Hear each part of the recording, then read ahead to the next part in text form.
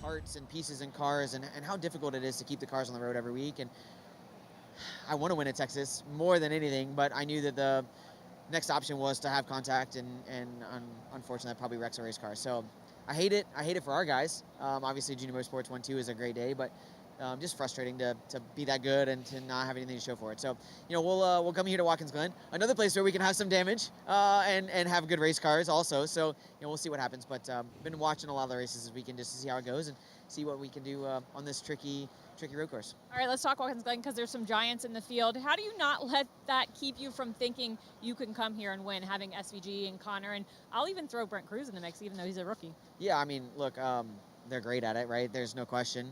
We've you know, done a really good job, I feel like. Andrew Overstreet and this whole 17 all year. We've amassed a ton of points, and I just feel like we show up at the racetrack every week with a car that's capable of running up front, and that's really what it comes down to. I mean, we've qualified well here the last couple of years. We've raced well here the last couple of years. So I have no doubt that we can go out there and have a good solid day and race with these guys. We saw it yesterday. I mean, Caden, super proud of him. That was cool to see him get his first win here. I laughed because he said, I never expected to win on a road course. So that was pretty cool. But, you know, he was able to beat those guys. And I think that, look, they're going to be great today. They're going to be hard to beat. We just got to go out there and execute all day. And we'll be there at the end, and who knows what can happen. Especially with all the changes that we've made to the track here. Who knows what can happen. That's points leader Justin Allgaier. 179 stage points for Allgaier. It is ridiculous how they have delivered this year. Got another stage win last week. You saw it there on the graphic. Came up short at Texas, was second to Larson.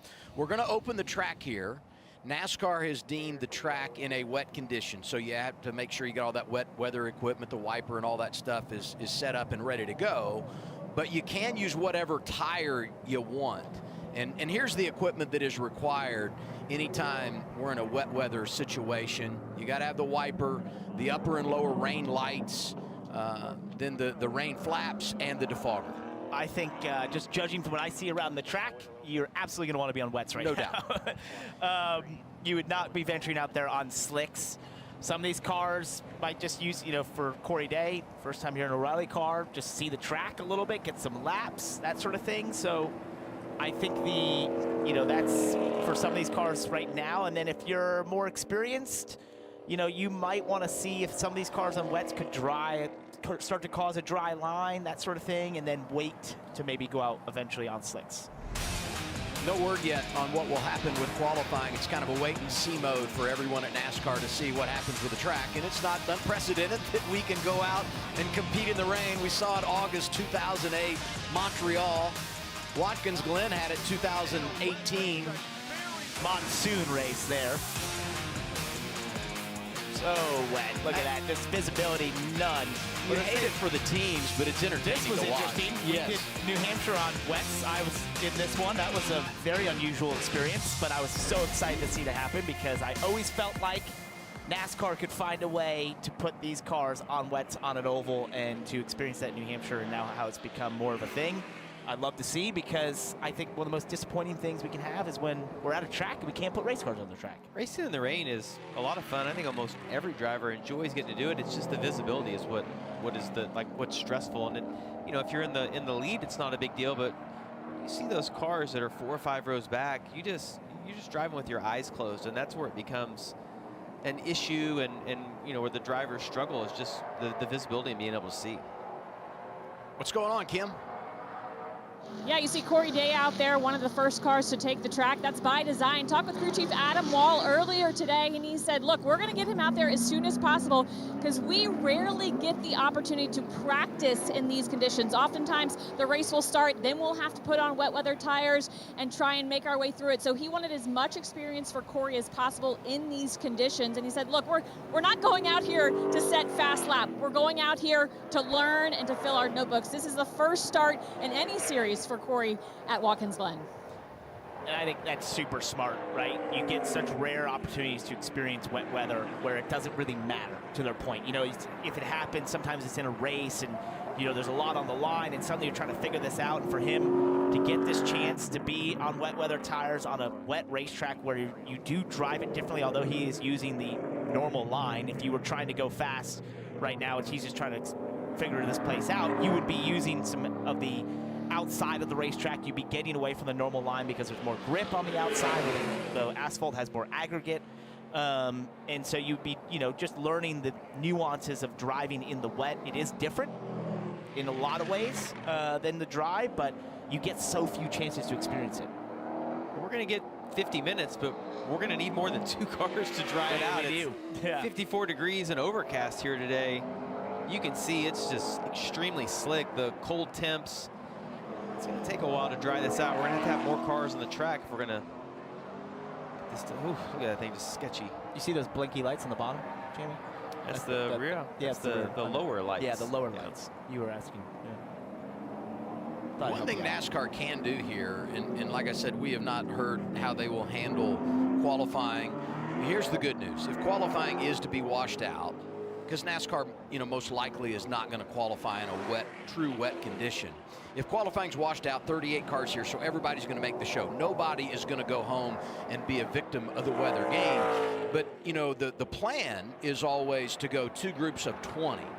And two groups rather in 20 minutes each. What you can do, and NASCAR has done this, and we saw it yesterday, put everybody into one group, and that really helps balance the fairness, because if you go 2 groups 20 minutes, the second group is going to have different conditions than the first group, and it really makes it challenging to level the playing field when it comes to qualifying. So that's something to keep in mind that we could see later, and we'll wait and keep eyes on how NASCAR is going to handle everything if we do get qualifying in. And to that point, you know, I think if there were more than 38 cars here, we'd absolutely be qualifying today, right? But if, you know, we were discussing this earlier as to why, you know, if everyone's in the show, probably not worth risking in a low grip scenario, wet, you know, situation to go out there and qualify, risking these teams damaging cars in a short turnaround time toward the race later today.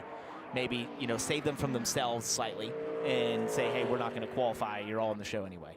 I tell you what, if it does start to dry out though, and we get to qualify, the conditions of kind of wet, kind of dry, on slicks, it's the most challenging conditions as a driver that you can face. And to me, it really shows the risk takers and the ability of these guys to manage the amount of grip level that's out there. And as you look at those curbs, as it starts to dry out, you have to be really careful. Those curbs will hold water. There's little grooves in them. And when you drive across that, the paint gets extremely slick. There's a lot of grip on the curbs when it's dry, and there's absolutely no grip on those curbs when it's wet. So that's really hard as a driver to manage that. I enjoy working races with you guys when it's a road course or a drafting event, because you two were both so good at it. And Watkins Glen is fun as it gets when it comes to racing in the road. We'll do it later today on CW. Lane down the front, starting to dry. That's all that was dry yesterday, and they made us go for 30 minutes for qualifying. So they don't need much down the front. Qualify on wet? We were dry yesterday because of that one lane.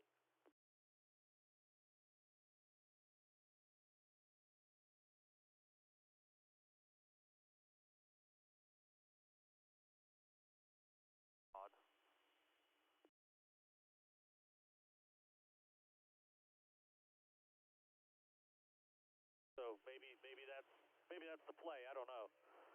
But yesterday they had ARCA and then went right to trucks. I got a copy. Gotcha. 10-4.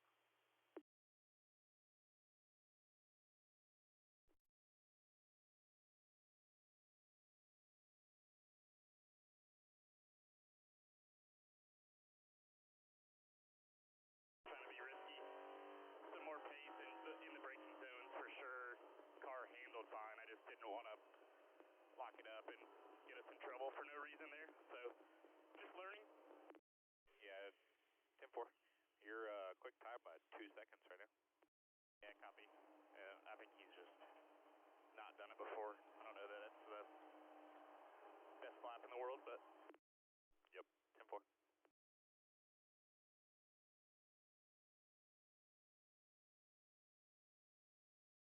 Definitely the curbs look really slick. Track's not horrible. No angels over here in about an hour. Pretty cold up there with that wind, huh? Buzzy's not cold at all.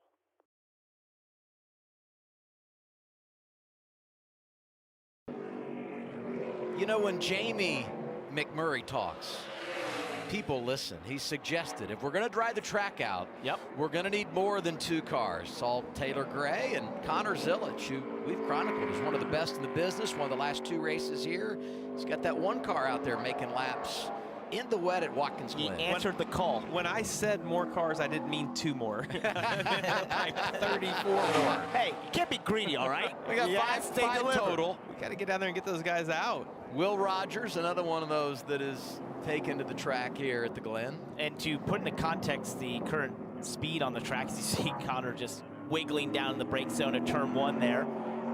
We're about 16 seconds off the track record of this place. So we are seriously on a slick racetrack, lacking a lot of grip. I know most of these guys are not pushing very hard, considering they probably don't think we're going to be running in the wet. Connor's getting after it a little bit here. Yeah. See where he brakes here. See how he's not fully to the left. That's just hedging the bed a little bit to get some cleaner racetrack. You will go over the curbs if you're going straight. You won't have the wheel straight off the brake. I appreciate you clarifying that, because I was like, I just said stay off the curbs. No, but you can do it. You just got to be straight. And you see here how wide he is. That's where all the grip is. It's where you don't run normally, where the track has gotten almost like slickened off by the rubber. As you see Corey Day doing some extracurricular activity into an area that we used to run. I'm just happy the car's clean after running down around those tire barriers. And hey, if you go down there today, and we talked about this earlier, but if you get outside those tire barriers and you gain time or you gain position, you will owe NASCAR a stop and go at the bus stop. So anytime you put in track limits, there's a price to pay if you manipulate those. And here he is, just there we missed go. the chance to slow down. We went way out. One thing that I like about the way NASCAR did this, though, in turn 1 versus off the carousel, is it gave you some bailout points. You're going to have a lot of guys, run wide there on restarts. It gives you a place that you're not going to tear your car up. Let's hear what Corey Day had to say about that. I don't really feel like we're doing much to dry it. Yeah, we need way more cars. Wow, I've been listening to you. Yeah, well, we agree, Corey. It's going to take a little while. Then you can see the rooster tails off the carousel. The track's really wet right there. It also looked like right after the S's, the track was pretty wet. But the front stretch, I didn't see much mist come off there. If we can get some cars on the track, might be able to get it dry enough to go do something here in a little bit. Can you deliver that message to Sam Mayer, Kim, that we'd like him to get on track so that we can get the track dry? I will try, Adam. So Jamie keeps harping that we need to see more cars on the track if we want it to dry out. So big question, why aren't you out there? What's the plan? Yeah, I mean, I guess we really don't know what the plan is, Jamie, but yeah, this place is a lot of fun in the wet. It's been a long time since I've run here in the wet, so I'm just going to kind of wait for it to dry out a little bit, because my UNC status in the series, I don't feel like making any mistakes out there. But yeah, we're going to go out at some point, just get a couple laps, just get a feel for the car, make sure everything is right. These Haas Factory boys make really good decisions, do a really good job during the week, so we kind of trust the process more than anything. But yeah, the Audubon Chevy's going to be good. It's just a matter of when we get out there. This has been a good place for you. You won here in 2023, but the field just keeps getting better and better when it comes to road courses. So how have you kind of answered that call and made sure you're showing up with something maybe different? Yeah, the ceiling always gets higher. Like, you got Zillits, SUG, Brent's really good. So you got these guys that really kind of make you elevate your game a little bit. So I've worked a lot this offseason to get even better. I feel like the program that we have here, Haas Factory team, has gotten better as well. So hopefully we've closed the gap a little bit. COTA was a really good showing for us. We just didn't get the finish we quite deserved. But yeah, super excited to get out there, see what we can do, and hopefully all the training I've put in to practice, I can do well. 4 of Sam's 8 O'Reilly Auto Parts Series wins have come on road courses, Dylan. And Kim, another good road course racer as of late has been Austin Hill. Ran well at COTA, ran well here last year. What have you found in improving your road course prowess that you feel like will maybe help you again this weekend? For me, just really focusing on the entry brake zones. That's an area that I kind of struggled with over the years, and I knew I needed to be better at.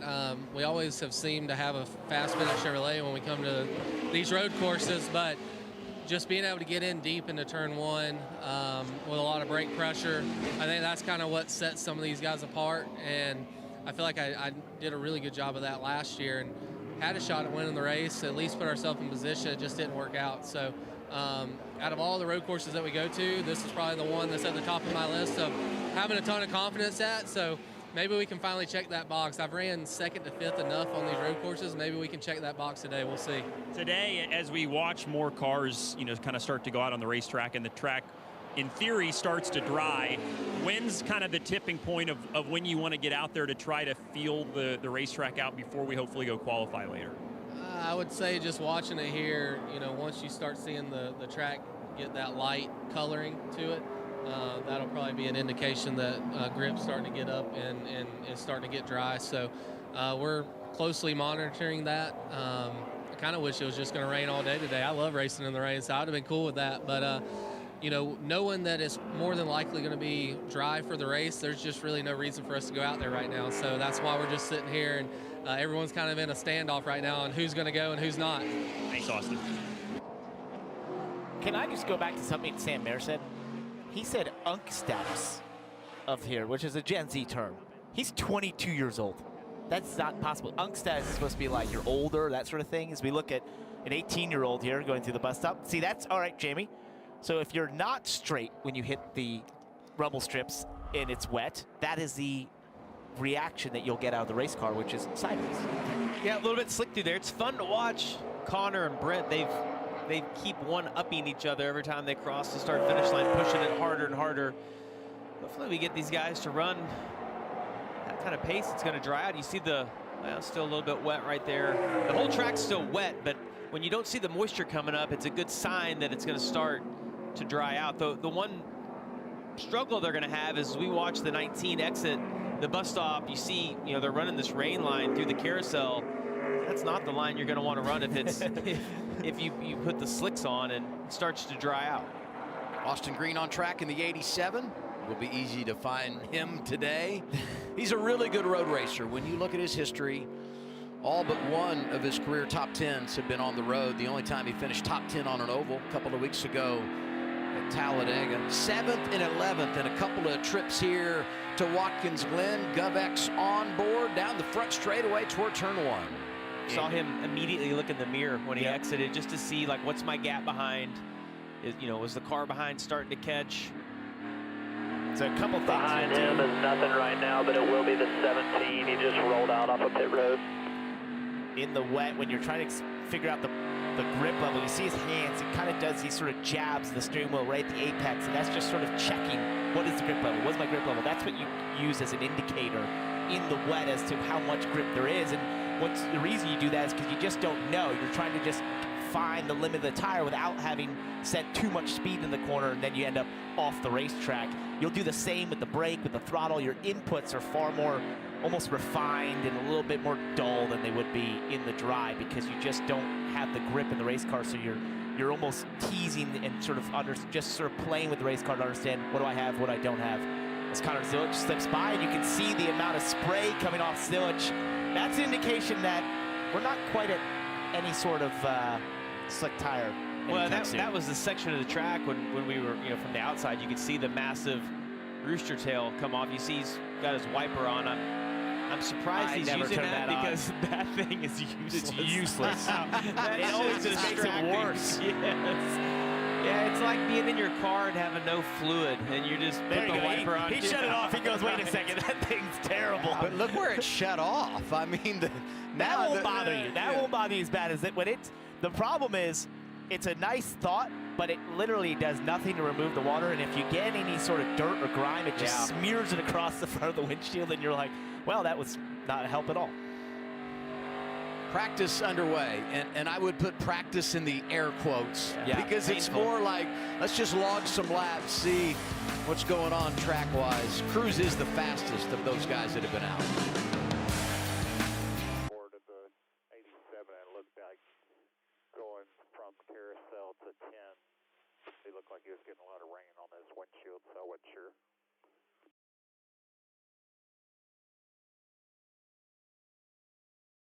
Or 78 or so, then it's not ready for slicks.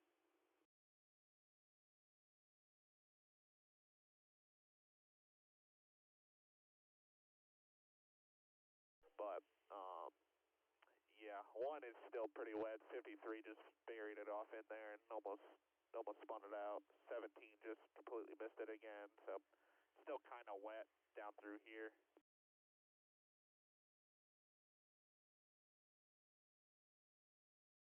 Out of these practice.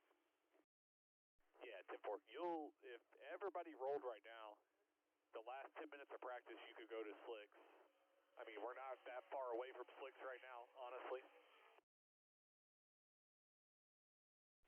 Copy that. Yeah, we're watching a couple of the in-car cameras with the CW. As soon as they get someone behind, I mean, the windshield just completely wet. I think it's still pretty humid out there. Yeah, I think the number is like, if they run a 1, probably 18, it's ready for slicks, 119. So they still got to pick up 3 seconds, but like, I can see the difference in the line down the front stretch right here. And it won't take long, with this wind. But I mean, obviously, it's safe to fire off on the reins for now until we see a dry line. Yeah, beautiful. We still probably go out on wets right now just to, like I said, shake it down and be safe.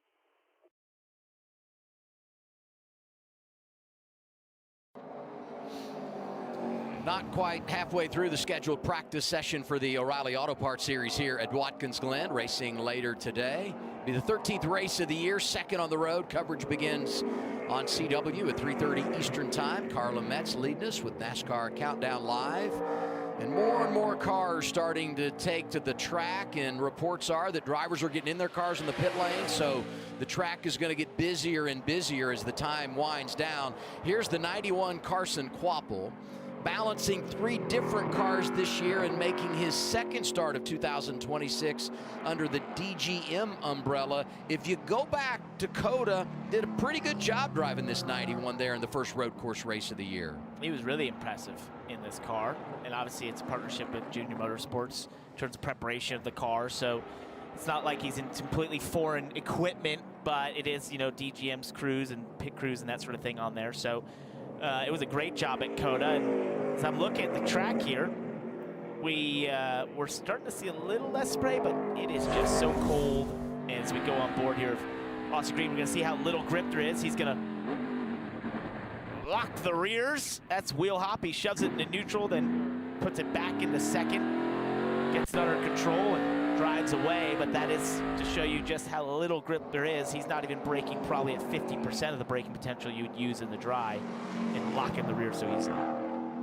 You bring up a great point. Hard to dry the track when it's this cold. And we will set the record today. Going to be the coldest race ever for the O'Reilly Auto Parts Series at Watkins Glen. This is the earliest we've ever held a race in the calendar year. But I will tell you, it's already been announced this week. 2027, we're going to be racing in the Chase. So that's an awesome thing when you think about where this race will fit into the schedule a year from now. And look at this, Shane Van Gisbergen. Well, everybody's going to have to go out and run. Yeah. You're going to need, you just want to make sure that your car, that all the brakes all feel good.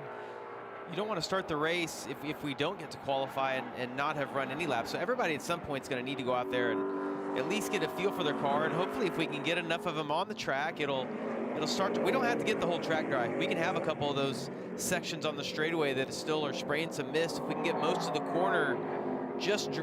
corners just dry enough that they can run, it would be great if we can get that transition on the slicks. You see that section right there, that's not going to dry before qualifying. That's going to be wet most of the time. Hang on. It's going to be really fun to watch. Let's get a word with Anthony Alfredo down to Dillon. We're down here reminiscing about the time that Anthony qualified on the pole at Portland, and it was similar conditions to this. The track was damp, but it was a rainy weekend. I'm surprised you're not out there showing everybody how it's done. Well, we wanted to dry out a little bit more. You know, obviously the more cars that go, it'll help form a dry lane, but we don't really want to contribute to that. We're going to race later, and it's supposed to be nice and no rain, so you're not going to learn a whole lot, but obviously if we think we're going to qualify in these conditions, we do need to get out there and make a lap, get some heat in the brakes, and shake the car down. So we'll probably end up doing that at the end, but right now it's still not where we'd like it to be. I will say I was fortunate at that time when we had two groups of qualifying. Now they keep it fair. If the track state is changing or evolving, they go to one group for qualifying so that everyone's on the same track state. So we'll see if we get to that point today. If we do, I'll be interested to see if we qualify on wets or if there's a dry line and they let us all run slicks. So that's a decision NASCAR is going to have to make, but I think they're still waiting just to see where this track goes currently. What is it like when you're out there in those conditions where theoretically every lap is different, right? And as the track is drying, how challenging is that to try to figure out where the limit is? I haven't figured it out yet. I haven't done it enough. I raced in that monsoon at COTA a few years back, and I was just learning how to race in the rain, but I would say when the track state's changing is the toughest, and that's in both directions. As it starts raining harder and harder, every lap you come around, there's standing water where there wasn't before, or water running across the track, and when it starts to dry out, obviously you could push a little here, push a little there, but it's really easy to overstep it. So I'd say the biggest thing is making that call from the driver's seat of when you're ready for slicks or not, and that's what the road course bringers know how to do the best. So I don't think we're gonna have that later, obviously, but currently, it just seems like this track's getting faster and faster as it dries out. Yeah, good stuff. Thanks, Anthony. A lot to balance for these guys down here behind the wheel today. I'd encourage you to go to his socials. He does a great job, I saw on Instagram this week, of getting on his iRacing rig and kind of breaking down a lap at some of the tracks. He did a really good job for Watkins Glen. I like listening to what he has to say. He's a really sharp guy. He is very, very intelligent. Student of the game, brings a lot, and Viking Motorsports having a really good beginning to 2026. 25 minutes roughly to go in this practice session at the Glen. You want the torch? Tails coming out of the back of these cars down the front. I would just get a feel for it, you know what I mean? No, exactly. Nothing to really gain here, especially if it dries out. No, this is just a high-speed leak test, you know what I mean? Just to make sure we ain't got nothing going on. Still braking at the 500, 450 mark on the front, you know what I mean? Not really getting aggressive down into turn one.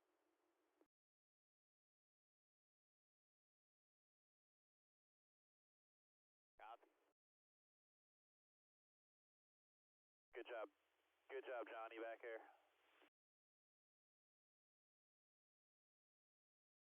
Get past. Yeah, no. Oh, we got a race.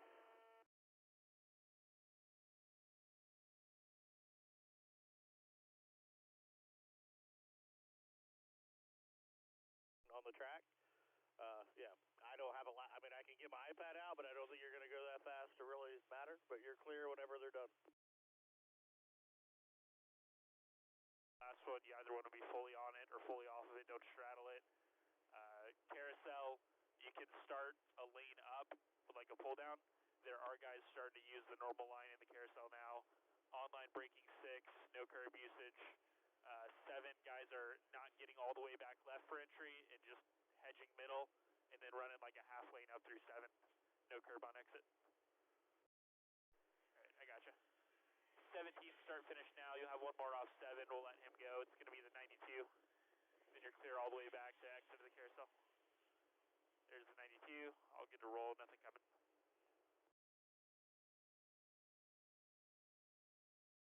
Now, next one's not even to 6 yet. Handful of cars on track making laps, 12 of the 38 that are here, getting it done in wet conditions. We're kind of serving two purposes here. Preparing for later on in case we were to be racing in the wet, and also trying to get this track dried out so we can get in a good place to go out and qualify. Just don't anticipate that NASCAR is going to put them out there in the wet to qualify with 38 cars here and everybody making the show. 42 in the race this weekend. Will Rogers, don't see him a lot. Did a nice job last summer at Sonoma. He's a full-time spotter on the Cup side for Eric Jones. And right behind him, what a beginning to 2026 for Sheldon Creed. Got the win at Echo Park Speedway in Atlanta, but across the board, this team is just performing at a very high level. Best average finish through 12 races and a lot of career best numbers for the driver from California. Look how dry it was down into turn 1. Look at the dry line forming there. We got a chance. We got a little bit of a chance here. Yeah. Now, obviously, being downhill, that helps in terms of the drying as the water sort of sheds away down the hill. There's other pockets where you're not quite in such an advantageous position like the backstretch to have the water escape. But I don't see spray. Not near as much spray though in the back.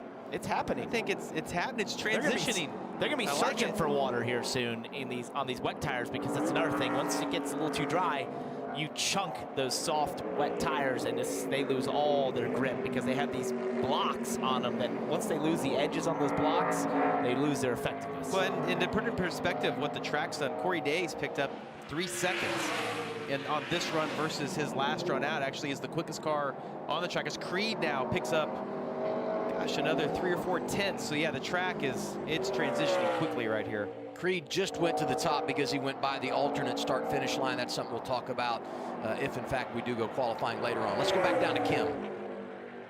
Yeah, Ross Chastain back in the Jordan Anderson racing car for this weekend. You also ran the truck race last night, and I know there was some confusion on a couple things, restart specifically. Do you have enough information from yesterday to walk in today being confident about the choices you make on the racetrack? I was confident yesterday, Kim. I just flat messed up. So, yeah, very humbling experience to go and execute through the weekend like we did, and then to just absolutely go early. No excuse on my side. So for Phil Gould and that Protector Mellon team, that's unacceptable. And then tear the truck up for 20th after the fact. Just a brand new purpose-built road course truck. Had a couple of them here from the Nice team. So definitely humbling walking out here. But yeah, plenty of confidence. I knew what was happening. I just messed up.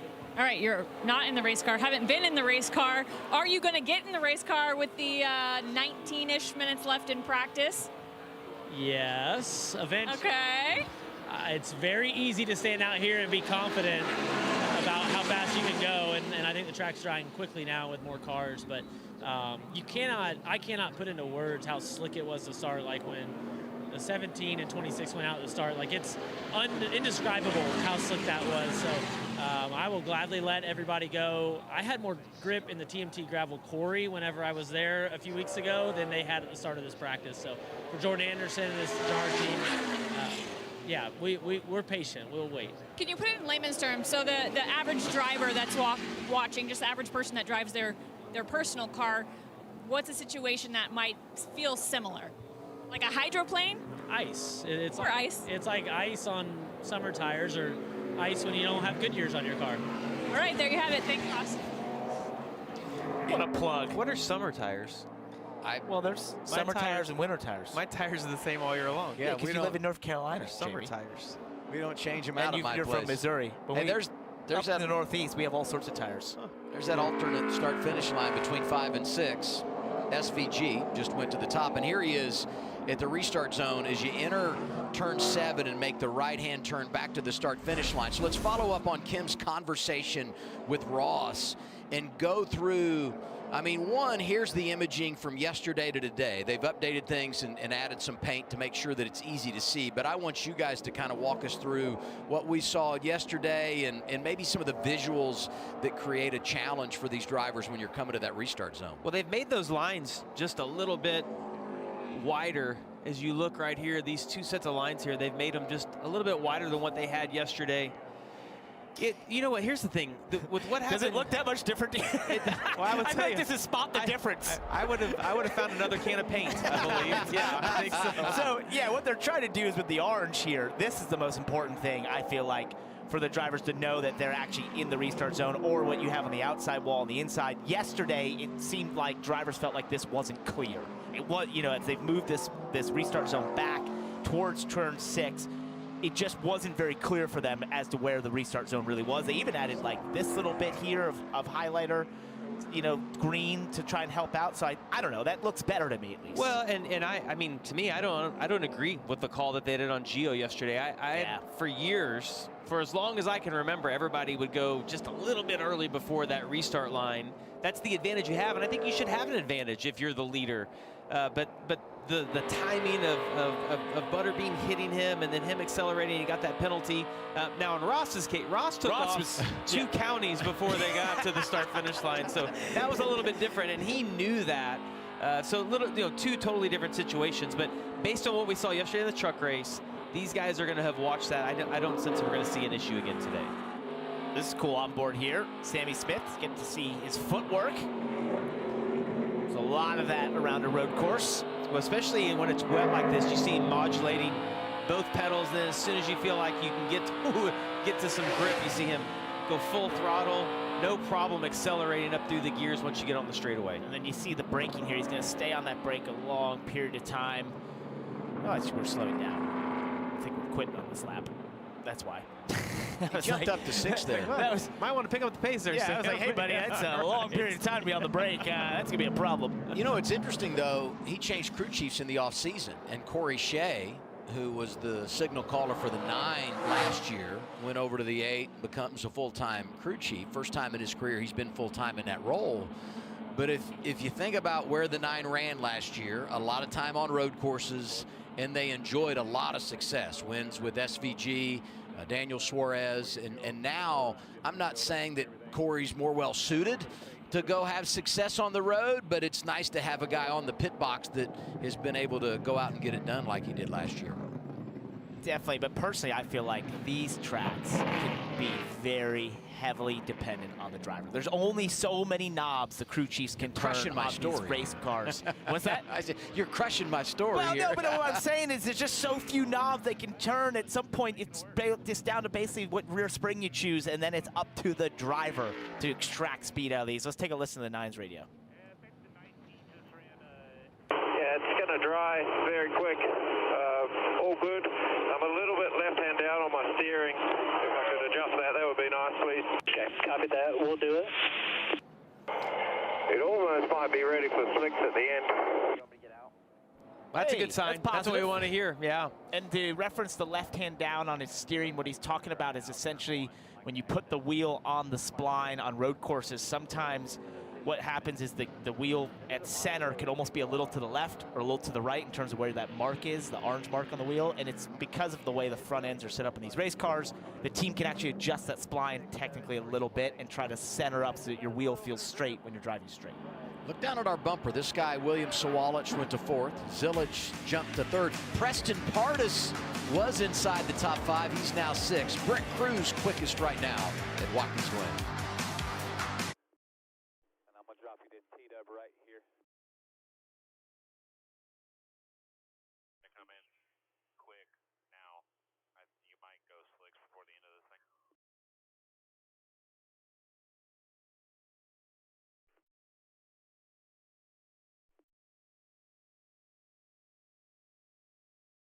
See people put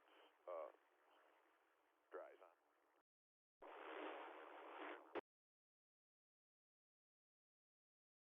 You can get the slicks. Yeah, I think overall we're not ready for slicks. It's still damp tires, but it's going that direction until we get some more rain. Yeah, I mean, it's definitely like full load area right there is definitely starting to get dry.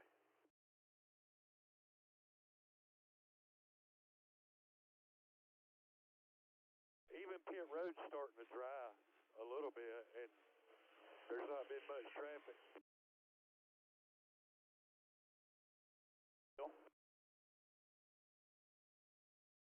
Copy. From your seat. I mean, yeah, it's starting to, like turn 1, I would say center off pretty dry. The S's are starting to.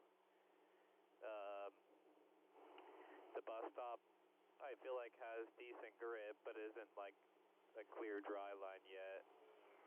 And then like the back stretch is starting to.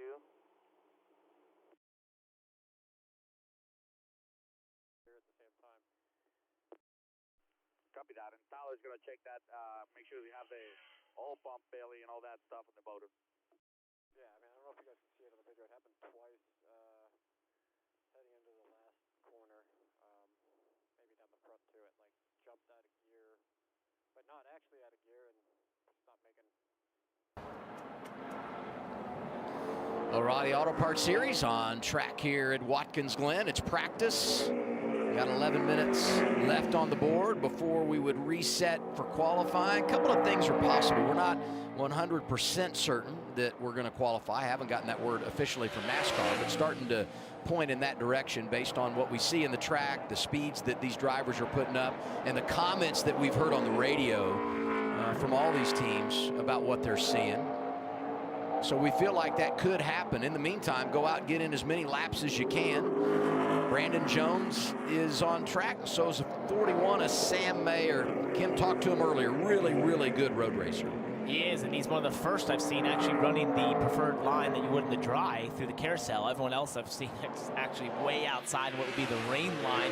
This is probably the wettest part of the track, just through off the carousel down towards turn 6. Look at that slide. Sam Mayer locked up the rears under braking, gets it down the apex, but that's probably one of the wettest spots, and the rest of it seems to definitely be showing a dry line, but SVG said slicks by the end of practice. I don't know, I'm pretty optimistic. Now look at this. They're searching for water down the front stretch. That's an indication that you're trying to cool those wet tires. So this is one of those situations where it's the toughest. Right here. Yeah, turn 1 is by far the driest section. It's completely dry right there between turns 1 and 2. This really fast section of the S's. You can still see, yeah, it's getting really dry up through that section. This right here, though, is where we saw quite a bit of spray earlier on the exit. Yeah, he's searching for water again right there. So really the wettest section, probably the exit of the carousel, but I'm with him. It'll be on dries by the time qualifying starts. It'll just be a treacherous lap. You do not want to put a wheel an inch wrong if this is what we're going to qualify in, because you will pay a massive penalty and price for missing the driest line. Mayer is 8th. Brent Cruz P1 right now. The track's just getting faster and faster, like a lot. That was a big pickup there at the end. It's time for dries. This was getting really tight there too. Yeah, it's a 4. That's what typically happens with these tires when it gets dry. They go to junk.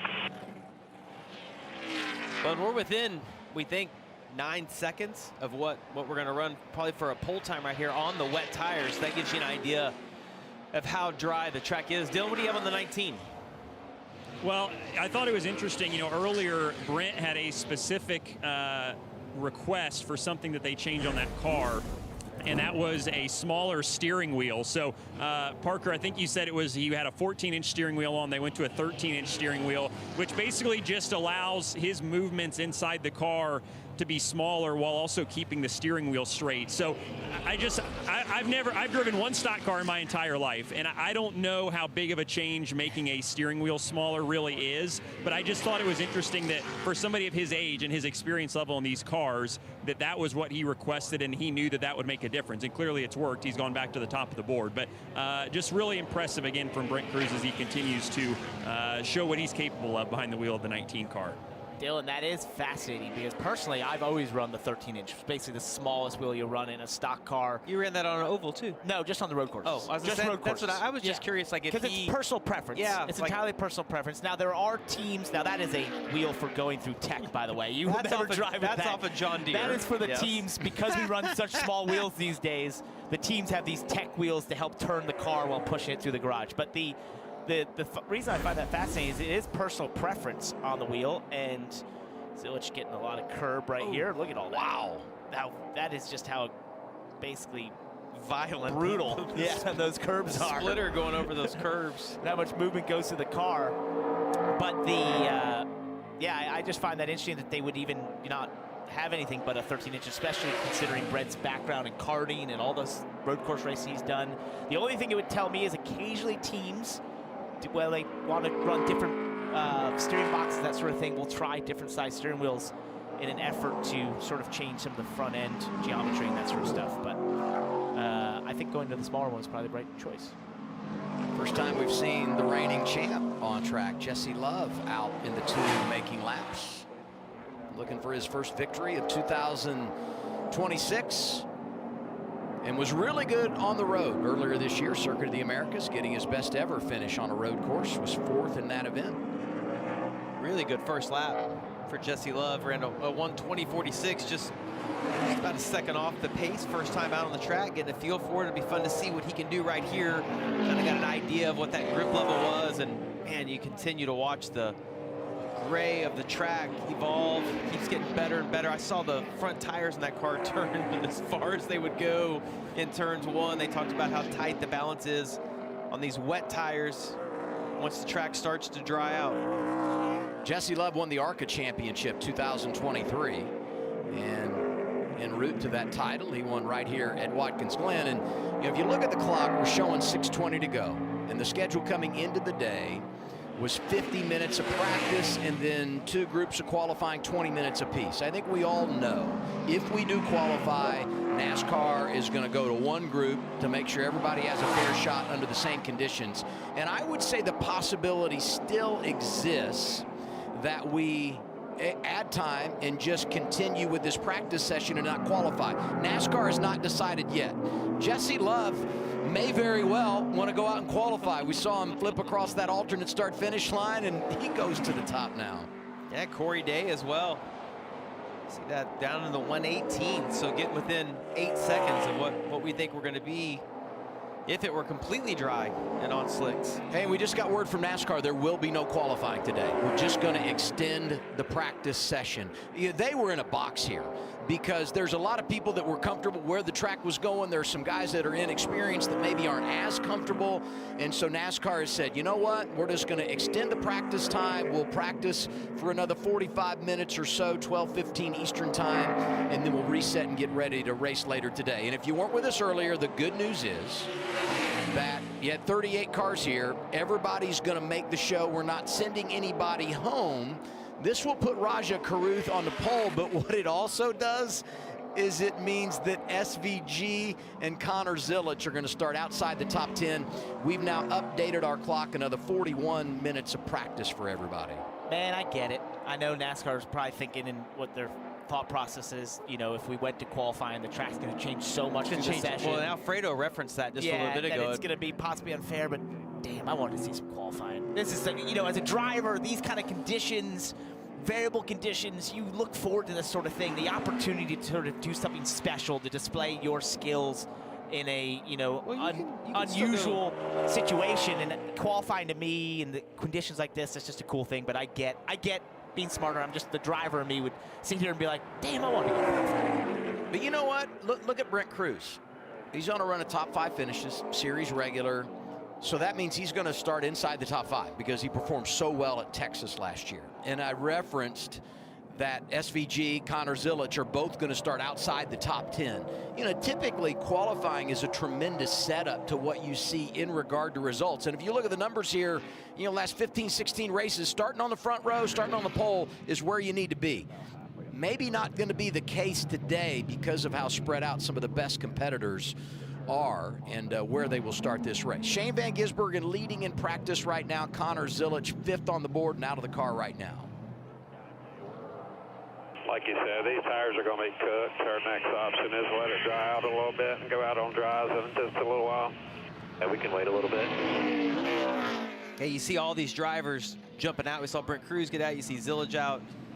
They're going to sit here and wait a little bit, let some of the guys that haven't run on the track, or maybe guys like Jesse Love, who just have minimal, only 3 laps on those rain tires, go out and continue to let it dry. They'll put their slicks on and go out and get a baseline for what that balance is going to be, what they're going to have later today in the race. Yeah, and I've tasked secretly Dylan or Kim to try and find us a shot of one of these cooked rain tires. I want to show kind of what that means, where basically the rain tire has these blocks on it, and they're very soft rubber, very gummy rubber almost. You can take your fingernail and push them right through. That's what gives you the grip in the rain, but the second it dries out, those tires overheat, they blister immediately, they lose the blocks, and that's what Rodney's talking about when he says they're cooked.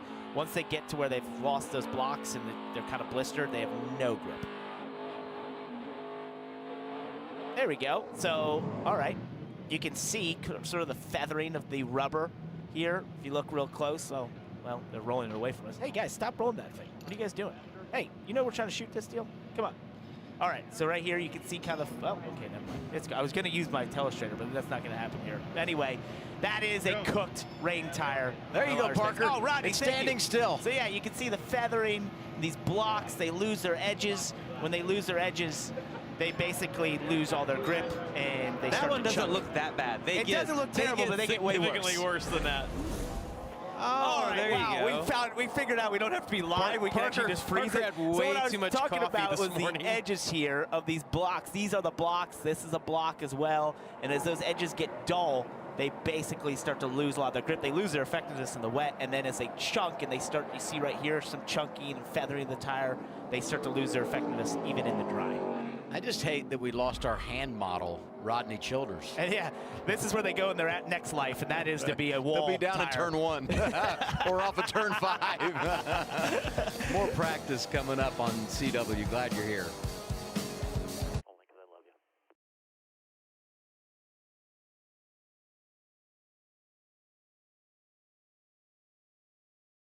Minimal amount of laps for qualifying on the slicks.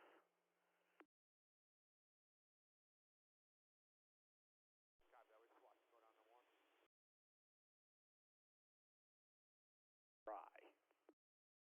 Oh, I got you. Definitely lightening up in my section. SVG down to 77th. 6 seconds off.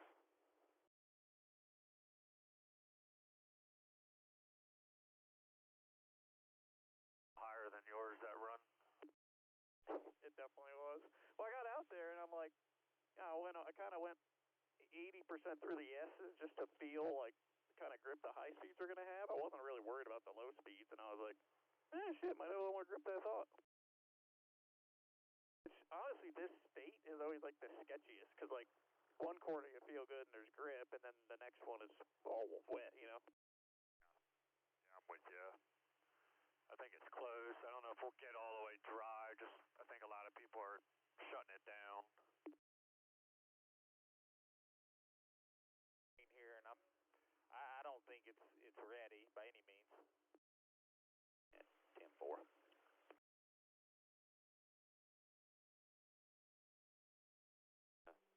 Be the same. The 7 went out on slicks and babied it, so kind of in between right now. Either abuse the rains or take it easy on slicks. So I think wait.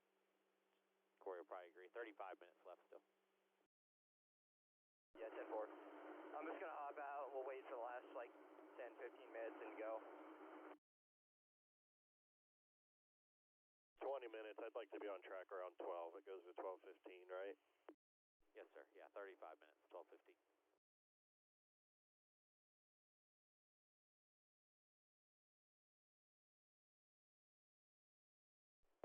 Oh, copy. Well, you'll see it later.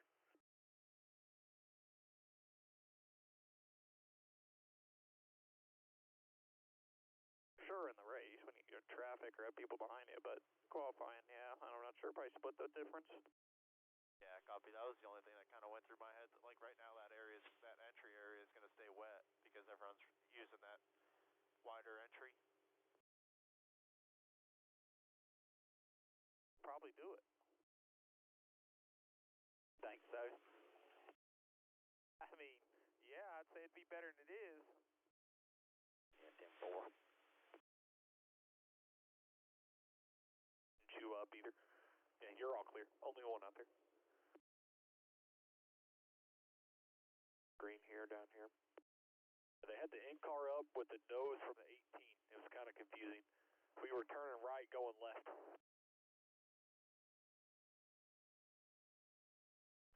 There's no, like, if you're offline by 6 inches, you're really, really damp. The bus stop is what it is, like, you're kind of bouncing over the curb, so, like, I think the curbs are okay. And the carousel has the little bitty weepers. Exiting the carousel is fine. It's pretty narrow down the back, or down the little short chute there. And then 10 and 11, or 9 and 10, whatever, I feel like are okay. Exiting the last corner, though, is a little bit wet. Like, it's like coming to pit road is wet, but that's it. Copy. Yeah, I mean, we got some teammates that are freaking out putting on tires, so we'll just wait and see as it dries up. But, I mean, we did what we needed to, and we know we got a good starting spot. Copy.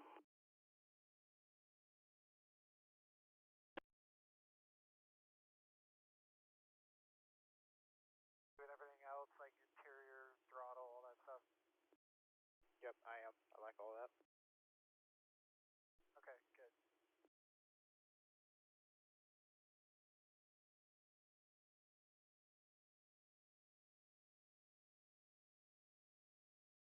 Copy.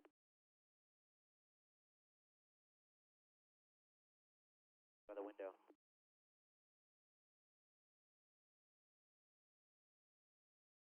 Just rolled out again, too. I don't know what tire he's on.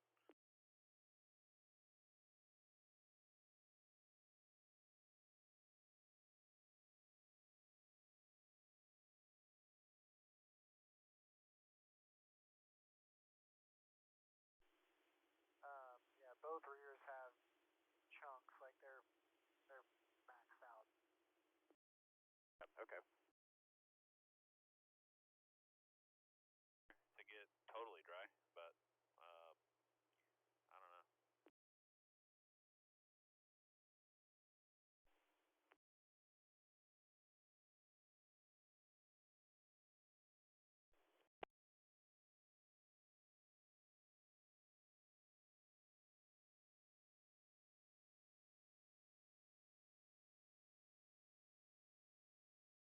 He's still on wet, not really squirming around a lot.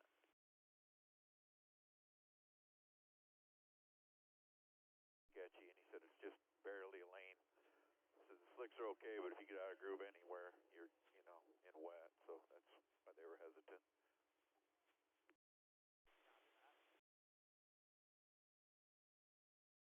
Four laps, then we'll be done with these tires.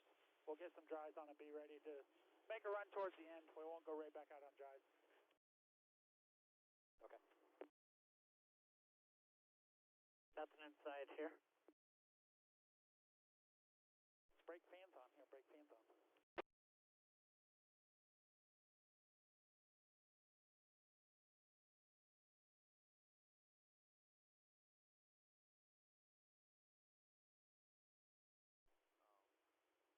As in those areas that you need that you think is knocking the pucks back, maybe 20 pounds of brake pressure is all. Yeah, 10-4. Thanks. 10-4. I mean, if you want to wait that long and get out, you can. It's up to you. Just in and out, in and out, in and out. No, I'm fine. I got a nice view of TV here. Probably feels better in there than it does out here. Yeah, I know. Where's my seat warmer at?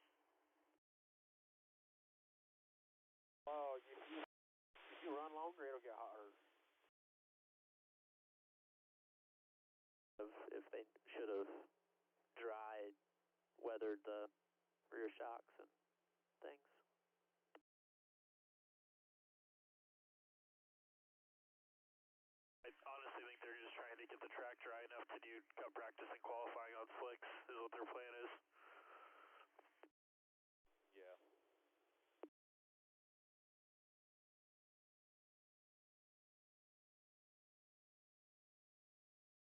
capabilities. What do you think?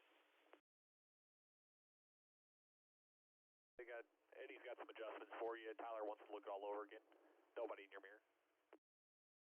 Yeah, nothing weird that time. Just feel like it's probably right at that point where you could go to dries. I just don't want to be the first one out there to make consecutive laps there. Yeah, the 7 said it's fine. Online, offline is sketchy. So I don't think anybody's going to go for another 10 minutes at least. Yeah, I'd say you got to let it dry out not 50% more, maybe like 30% more, and then everybody will be on slicks trying to make laps. I think. We do set 2, same pressure. We're just going out on right now. Because right now they're qualifying pressure. You need to set them at the race pressures I gave Duncan. Alrighty. Yeah, you just leave those like they are, set 2 slicks. Just leave them. We're not qualifying. Qualifying is canceled.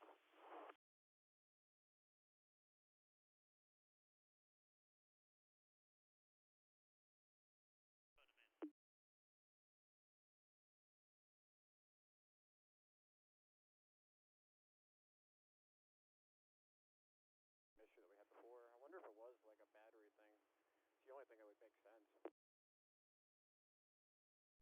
Yeah, I'll add a little bit of oil. That's what Quizma said. Just do it so it quits fluctuates. 10-4. And I wasn't, once it ran a couple laps consecutively, I was more just staring at the track and dry line, making sure I wasn't doing anything stupid there. But yeah, I think I was going to come in that lap anyhow because I felt like I had to use the reins.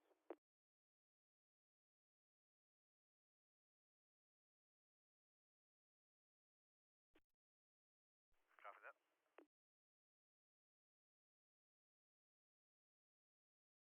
With normal dry weather tendencies, but just wet weather tires. So he called it quits after 1 lap.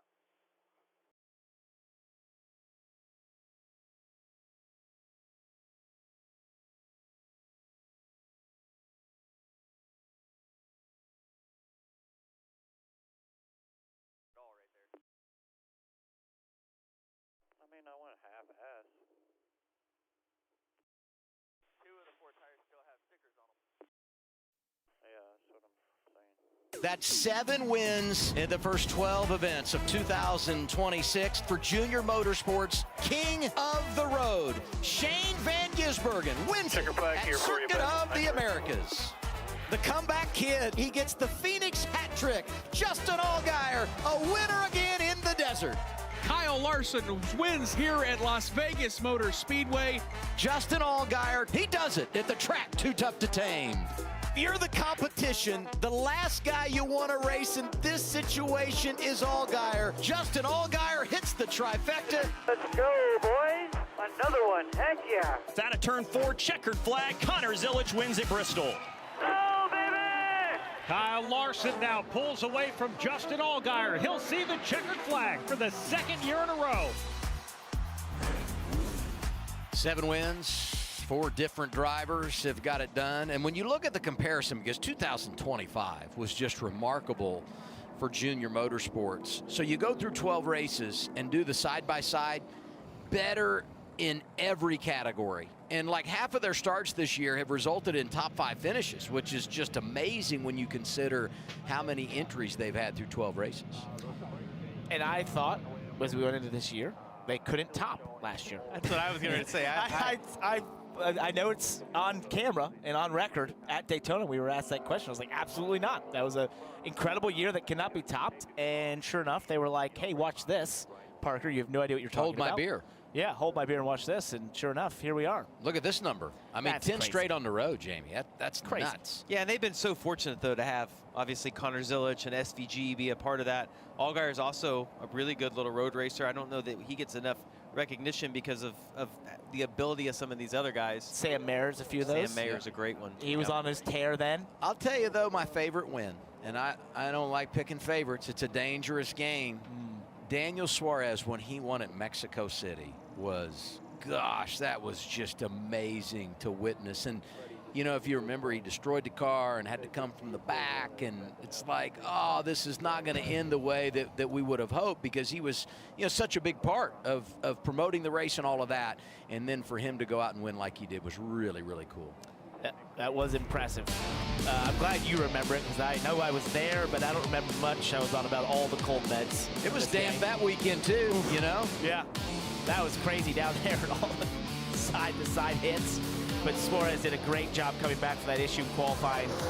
Wins the race. Taylor Gray had the chance to do something that maybe he wouldn't have gotten out of that race. Taylor Gray would still be in Mexico if he had wrecked him. It was really close there coming to those final two corners for Gray and Suarez. You look at the wins by foreign-born drivers, Van Gisbergen, the best of the bunch. Look down there, third on that list, tied for second. I guess tied for third it would be. Ron Fellows from Canada. Here yesterday. Yeah, he gave the command. It was great to see him. Yeah, he does. He looked exactly the same. I think they got you on that graphic. That's a little confusing right there. You put 4 people up there, they're basically all one apart. We cleaned it up. Yeah. Hey, best time today, 1:17:36. Fellows could probably run a 1:18, I think. Yeah, I would say safe to say.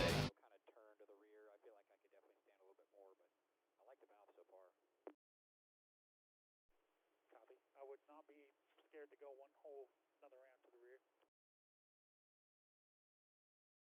Up there.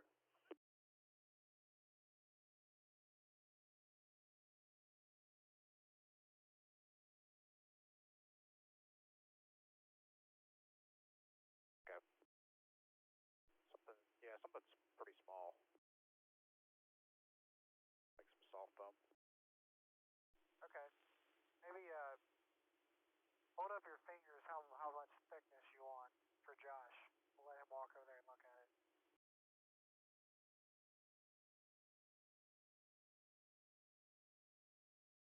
Minutes, let this thing dry out a little bit more with the wind and these cars on track. Anybody on dries yet? I haven't seen anybody, but I don't 100% know. The 87's on slicks, but they haven't gone out on them yet. Okay, can I see that iPad, please? 44's on track, but I think he's still on wet. 50 has slicks on as well. But he's not in the car.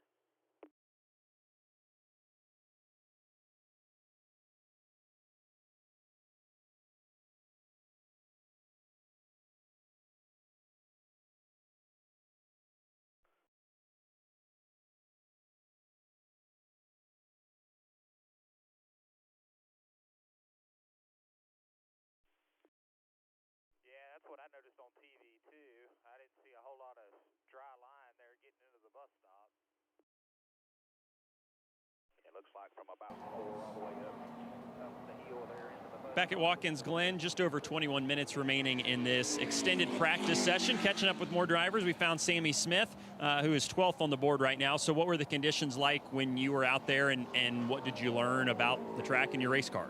Yeah, Dylan, you know, obviously the track was going through a transition of being wet to dry, and yeah, we kind of just wanted to go out and get a good feel, and wasn't giving it everything, and we'll see here if it gets dried up 100%, we'll go out on slicks and get ready for the race. I know we always bring really fast Chevrolets to the road courses, and feel like we've been really strong. So, you know, thanks to RVs for being on the car this weekend, and looking forward to, you know, getting to the race. When the conditions are like this, and you have this longer practice session, and you have a couple of the teammates that are kind of parachuting in for this weekend that you have in SVG and Connor, are there things you're able to learn that you know, maybe you don't always have time to kind of sit down and listen and study on a normal practice weekend? Yeah, certainly. I think today, obviously, it's a little different just because it's not a full, you know, normal practice qualifying. But yeah, I think we start 11th today. Hopefully, we can get up stage points, stage 1 and stage 2, and then set ourselves up for a good finish there at the end. So, but definitely, you know, hopefully we can learn a little bit here with the track drying up. It's still probably 65% dry. It's still a little bit wet, but yeah, looking forward to the race. Thanks, Sammy. Kim? Well, Dylan, Corey Day makes his first start at Watkins Glen in any series. You put the most laps on the board so far in practice, so what did you learn? Yeah, just for me, little experience on the wet tracks. So just getting laps on the wet track, and then obviously first laps of this place for me too. So just wanting to maximize our time. They extended practice, so that's good. Get some more laps hopefully in some drier conditions here at the end. But yeah, just kind of feeling the things out. You will start a little deeper in the field. What are you worried about just being back there to start the race? I don't know. Road courses can get pretty chaotic. Just, you know, guys in the back trying to get to the front, making big moves that sometimes stack the field up. So just trying to do my best out of that. Make it past lap 1 this week would be great. So those are the goals. Good humor about last week, obviously DNF after that incident, getting into the wall at Texas on the opening lap. Kim, I think I'm right in saying Corey Day made history. He was the first driver to lead only 1 lap and win, and the following week not even complete a lap, which is remarkable. That is quite the stat. And I got to tell you what, must have dug deep on that one. Well, here's what I would say. I know it's our producer's birthday, Caleb Combs, but he's a glass half full kind of guy. I would have led with a Talladega win, and instead we're going right here to the opening lap crash in Texas. Corey, if you have a problem with this, just write to Caleb Combs at NASCAR.com. That's right. But unfortunately, he's still paying the penalty for that first lap crash. Gonna have to start 27th today, but he's gonna be good. You think about back at, I know Coda had a really good run. This was highlighted his year, being able to win at Talladega. I don't think anybody had that circled. First place we'd see Corey Dega's first win, but super consistent all year long, guys. Been good at about every type of racetrack we've been to. But we knew he was gonna win. That's the thing. It's just, and he said it, to your point, didn't expect it to be a super speedway because it just didn't. That's probably the most foreign besides road course racing to him from what he comes from, which is that sprint car, dirt background, sideways, which is 1.5 miles. He's been so good at those, but you know, was in the right place at the right time. And based on that interview, you can tell some pressure's been lifted off of his shoulders to kind of be able to laugh off the first lap wreck last weekend. You know, that was frustrating in the moment, but I like where his attitude is at right there. And he's still top 5 in points. So even though he had the DNF last week, still in a really good points position as you start thinking about the summertime and eventually getting to the chase. And when we go to the metric, it's a combination of performance in the last race, both car and driver, because as we know, there's been a lot of shifting around of drivers this year, and then overall performance this season when you look at the point standings. And we have been given so much love to Shane Van Gisbergen, obviously Brent Cruz, Connor Zilic, who's won the last couple of races here, but there are some other drivers in this field today that are going to be outstanding. You see Connor here. Ross Chastain has now turned the quickest lap in practice. Saw Austin Hill on track a minute ago. I mean, there are some drivers that, Sam Mayer, that really add some depth to this field that are going to make it very, very entertaining when we go racing. And it's surprising that Austin Hill has not won on a road course because he's top 5 like every time. He's always up front at these things. He's wildly aggressive, of course, because that's just his nature, but he gets away with it because he has a lot of speed. And I can just think to almost every finish you can think of at Coda in the last couple of years where it was close at the end, he was a part of that because he just has a knack for this. He talked about his braking into turn 1 when we interviewed him earlier, and I do think that he has a real feel for what creates speed at these road courses. His driving style, his ability to balance a very loose race car, all plays in his favor. Chastain, SVG, Poole up there with Love and Day. Those are the top 5 with 16 minutes to go in practice.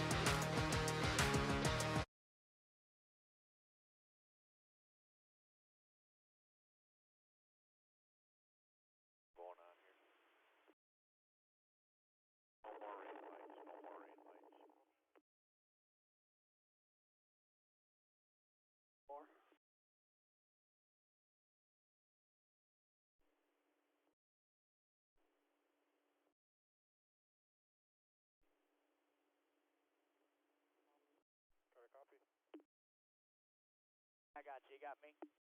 Yes, sir. I got you loud and clear up here in the primary stand. 15 minutes remaining, and you do not have to run the rain lights anymore. All right. I just talked to Brendan LeVar. He was in the racing line. He said you're only going to get like 2 laps right here. They're going to get too hot, and it's pretty much just going to be junk. So just go out here and run me like 3 laps. 4. I would just use your best judgment as a driver right here. There are still some wet spots.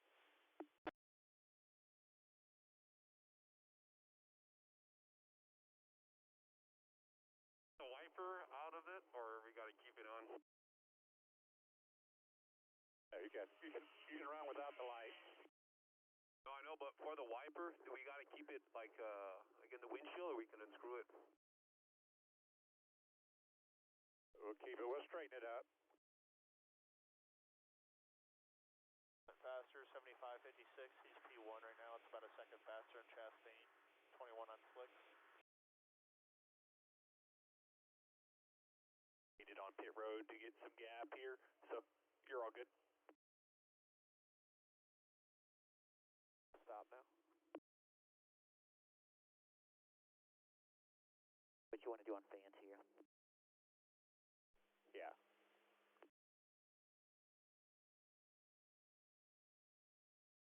Carousel, and there's a wet spot in the S's from the 21. You're good. One over, Jeff. Copy.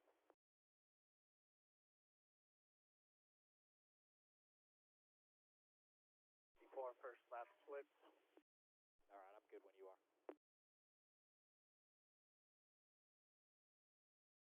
The trouble spot. Still pretty wet there. Everywhere else looks decent. Copy, 10-4.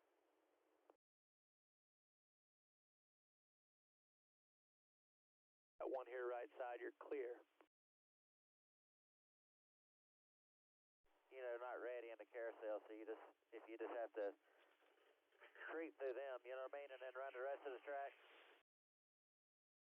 Copy. Yes, sir. Would run more than that if he feels like it's, you know, something to learn there, but he's going to have to turn his fans on after 3 laps. Copy that. Fans after 3. Last, after him, you're good. Next one's just now entering 1. It looked better than I expected. There's still some weepers, I believe, though. Yeah, copy on that.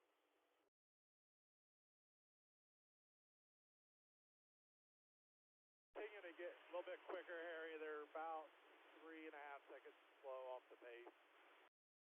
10-4. Everybody that's gone out on looks like slicks are faster now.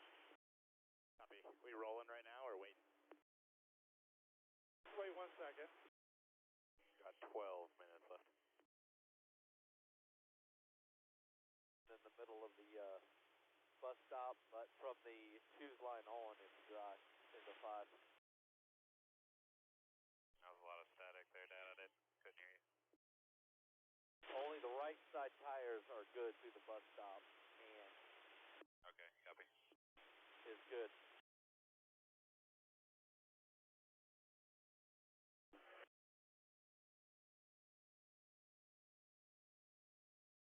Track's picking up, a lot lighter. Brent Cruz just went a 73, which is within a second half of the top 5 last year, so it's getting close. You'll still have to run your lights. No lights. We'll turn all your blowers on here, okay? Your AC blower, that's untaped, right, Dylan? All right.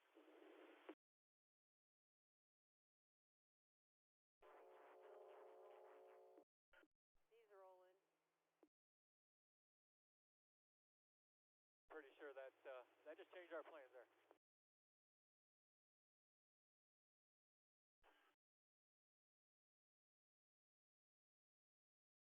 Next one.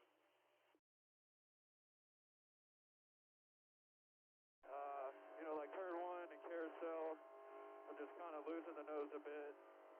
You know, probably a 3 tight or so. 1 back to the 9. Half back to him, still pushing, and then damaged driver's left. Right side, 2 back to the 27, and then good behind him. No pressure coming to you this time, guys. I saw Shane go across the curves, but I think he just hit it wrong and sketchy. He just started chasing the tail like halfway down before he would turn right into 2. Like I said, I think he got there just be 75-80% the first couple of laps. And then just obviously super smart through the bus stop at Carousel. Lap time ain't going to matter as much as just getting the feel for it. We got 9:40 remaining.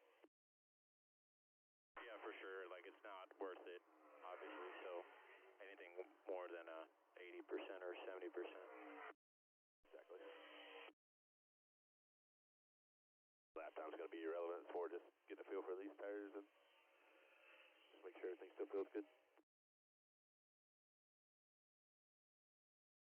Corner he hit with the rear of the race car when he turned in the corner, no grip, loses it, damages that race car. All the crew chiefs will be on the radio right now telling everybody we have Just an there's nothing to update, win. Sheldon You know, Creed has hit the barrier after coming on a wet part of the track. Actually did that to deter guys from running on those, and you referenced it. It was pretty dry at the start, but right towards the end of that, you saw a big mist come up, and as he tried to transition back onto the racetrack, there's nothing he could do. He was just hanging on. And Kim had shared something with us during break, and I don't think this got on the air earlier, but that is there's only 4 road course races this year for the O'Reilly Auto Parts Series. And the last 2 are back-to-back next month. San Diego when we race at Naval Base Coronado, and then Sonoma. So there's not a huge turnaround time.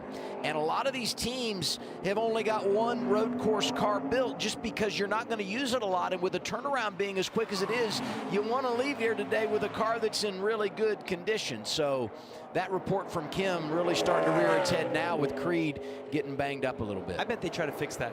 I would think they will. Yeah, I think so too. Well, remember, there's quick turnaround time here. We only have a couple hours Yeah. till we get to race time, so it is unfortunate for these teams. You know, on these one-day shows, this is kind of the fear, is a moment where you're like, hey, we need to fix this thing, and now we are up against the gun to get it done because it's so little time. I was going to say, I didn't want to suggest that he's going to a backup car with what I said there, but they're assessing that damage now, as you can see, left of the screen, and trying to figure out the best way to go about getting it where it needs to be. Well, I want to clarify, I wasn't suggesting that you were suggesting that he went to a backup car. Hey, guys, can you suggest that you suggested something you didn't suggest? Look at the overall time right here on the bottom, though. You see right here, Zillage all the way down to 12:26. Parker talked about this a few minutes ago.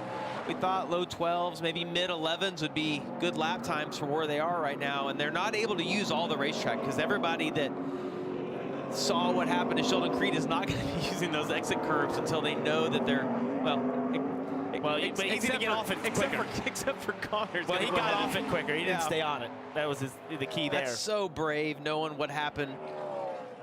Oh, see there, you know, when you're shoved out a little bit, that got a little hairy for him on the exit because he just wasn't quite in the preferred lane, and there was a little bit of water, and that's just what you're dealing with at a track like this where there's those patches of wet. You just have to be so specific and precise with your race car to stay in the dry areas. I got to think that they have not told Connor that exactly what happened with Sheldon Creed, because if that was conveyed to you, the next lap by, you wouldn't drive across all of those curves again. Fun to watch Brent Cruz do his thing. Hey. Quickest to the bunch, 12:19, a 1:12.19 for this 18-year-old who's been on such a run. Had the problems at Rockingham, and since that time in the last 4 races with 4 consecutive top 5s, has gained 77 points to the chase cut line. And his expectations in his rookie campaign to win a championship, it seems inevitable that he's going to make it into the chase based on what he's doing right now. The question becomes, how high up in the standings can he get to make his life that much easier once we get to the chase in the fall? Taylor Gray, teammate, just went to 3rd. Yeah, and you saw him practice getting onto pit road. We know good chance we could see stages flip today and guys having to do green flag pit stops. We saw some guys running pit road speed earlier. And we saw Taylor actually using that little bit of time to practice getting onto pit road. Jesse Love just hopped up to 3rd. Everybody going out and getting more aggressive, track getting faster as the conditions improve. Yeah, these will be the most important laps probably of this entire session that we've had in its length. Is just now as the track is dry and drier, you want to be out there, you want to just be feeling things and experiencing this, getting yourself in the mode of understanding what grip level is out there so that when you are in those first few laps of the race, you can get after it right away. 55, Glenn Reen going to be racing later today. 99, Parker Retzloff is on track right behind Sam Mayer.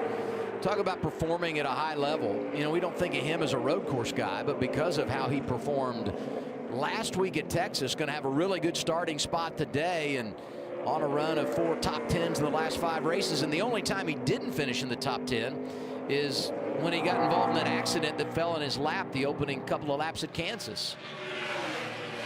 And they've really been on a roll, for the road course side of things. I think Retzloff has some work to do, and he knows that, but following someone like Sam Mayer can help a ton in these rare chances you get to follow someone like that. And it's in really a practice like this and can kind of experience and see what they're doing differently. It's rare that you're going to see somebody that doesn't grow up racing karts or a road racing background that's going to be able to compete at the same level as Cruz or Zilich or SVG. Most of these guys that come up now, I mean, they do more road racing, or the preparation, the Trans Am series.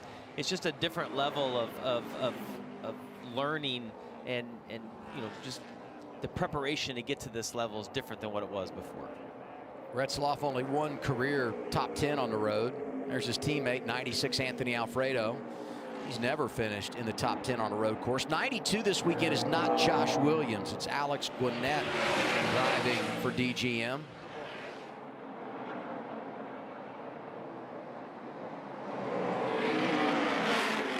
Here's Dylan.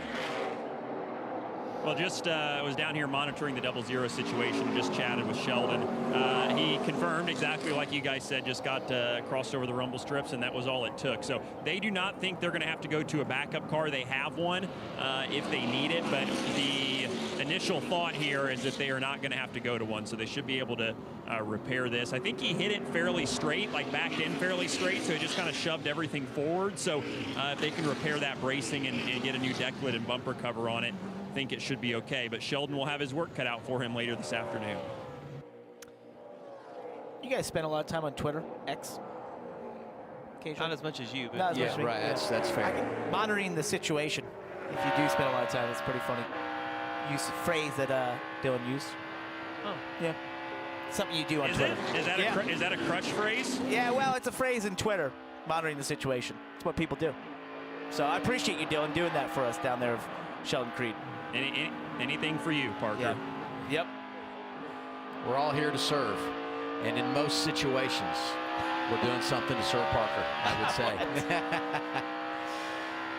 This is a fun ride along. William Sawalich has been good on the road, kind of quietly getting it done in road course competition.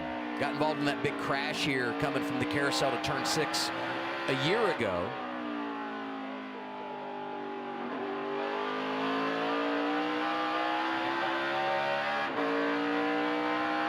Gosh, how different does that sound than when we were out there in the wet? They're tiptoeing around and now going fully after it into all the RPM. Cautious not to use that exit curve that we saw some of the other drivers using. You'll give up a little bit of lap time there, but you've really the gain right now in this practice of taking the risk of going out and getting across that water. This section of the racetrack doesn't look like a big deal from the perspective we have. From sitting inside of the car, those guardrails pop up so fast. It feels so quick inside of the car at this place. You're doing 170 miles per hour there towards the bus stop, and it does feel so tight here at this racetrack. It's such a fast racetrack. The first time you go here, I call this super speedway of road courses because you're just in the throttle a ton. Down this backstretch, you'll get to about 160 miles an hour. So before this braking zone hard down into turn 6.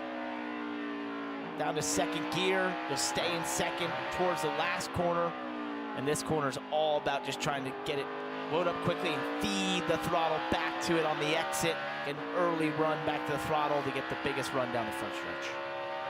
You know, we talk about the speed, and then you think about the hard hits we've had here. And Jamie and I were remarking earlier when we had the replay of what happened in turn 7 last year when SVG and Zilich were racing for the lead, and Van Gisbergen just went hard into the wall, and the tires come up off the ground. And that's not even what you would consider one of the high-speed portions of the racetrack.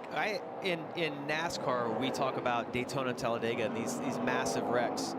It's safe to say some of the hardest impacts, though, have come at this racetrack right here. I think about David Rudiman, David Reagan. Yes. Right here. Turn 1, 2. You see right here a little replay of 2025, these guys battling at it. You're referencing that impact coming on the front stretch. Yeah, right here. Right here it is. It looks like watch they're the crawling, 9. right? You're not going that fast. It's no problem. And then when you watch the impact of the 9 car right here, look, I thought he was going to get stopped before he hit the wall, and then the whole car came off the ground. And look at the car. destroyed. Just unbelievable. And to your point, that's probably one of the slower corners on the track. You're doing over, the S is 120, 130 miles an hour. The bus stop is, I think, mid speed, somewhere around 90 miles an hour. So it's your speed gains the entire way through the carousel, and then down here into turn 6 is a mid speed of something around 80 miles an hour, 75. So it's a super fast track. I don't know what the record was coming in for longest practice session for the O'Reilly Auto Parts Series at Watkins Glen, but we had to be knocking on the door here today. We right? definitely did. We probably just provided more practice here today than they have at about majority of the tracks rest combined. of the season. Yeah, I will tell you this: the next 2 road course races, San Diego, Sonoma, rain should not be a factor, so we should be all good well, there. Now you say that, but yeah, NASCAR's in town. Yeah, that's right. So practice is done. And as we've said earlier, no qualifying going on here. That portion of the day was canceled. All 38 cars here will make the show. Now the debrief begins. Cruz, Zilich, Van Gisbergen, and Mayer love the top 5. And Zilich, who's 2-0 in the O'Reilly Auto Parts Series, talking things over with crew chief Rodney Childers. That combination won earlier in the year in Bristol, Tennessee. We'll give you the lineup and much more from Watkins Glen after a break. When NASCAR goes road racing, every turn is a gamble. Every lap, a war. Today, the NASCAR O'Reilly Auto Parts Series drivers put every skill to the test in road course mayhem. The NASCAR O'Reilly Auto Parts Series, today from Watkins Glen at 3:30 Eastern, 12:30 Pacific on the CW. Tuesday, NXT. I don't feel like it hurt us. It hurts the rest, so should be good here. We'll talk about the car there, see what else you think, you know.